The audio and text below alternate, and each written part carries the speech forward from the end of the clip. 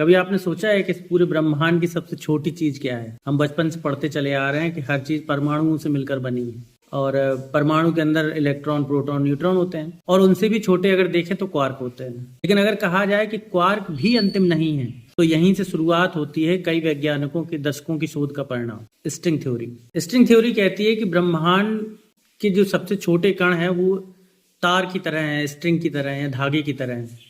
जब ये स्ट्रिंग एक तरह से वाइब्रेट करती हैं तो वो हमें इलेक्ट्रॉन के जैसी दिखाई देती हैं और दूसरी तरह से वाइब्रेट करती हैं तो वो हमें क्वार्क के जैसी दिखाई देती हैं। तो इसको ऐसे समझिए कि जैसे मान लीजिए आपके सामने कोई गिटार रखा हुआ है, तो गिटार का तार एक ही है लेकिन वाइब्रेट करता है तो हर वाइब्रेशन में अलग अलग धुन सुनाई देती है, अलग अलग सुर निकलते हैं। यानी अलग अलग कण वास्तव में एक ही मूलभूत स्ट्रिंग के अलग अलग कंपन से पैदा होते हैं। इस सिद्धांत का मुख्य उद्देश्य ये समझाना था कि ब्रह्मांड की हर चीज, चाहे वो कोई भी चीज हो, पदार्थ, ऊर्जा, गुरुत्वाकर्षण, एक ही मूलभूत चीज से बनी हुई है और वो है string. According to string theory ब्रह्मांड में केवल 3 स्थानिक डायमेंशन और 1 टाइम डायमेंशन नहीं है, बल्कि कुल 10 से 11 डायमेंशन भी हो सकते हैं। बाकी के सभी डायमेंशन इतने छोटे और कॉम्पैक्टिफाइड हैं कि हमें दिखाई नहीं देते। लेकिन फिलहाल ये अभी पूरी तरीके से सिद्ध नहीं हुआ है। यदि ये सिद्ध होता है तो यह एक थ्योरी ऑफ एवरीथिंग बनने की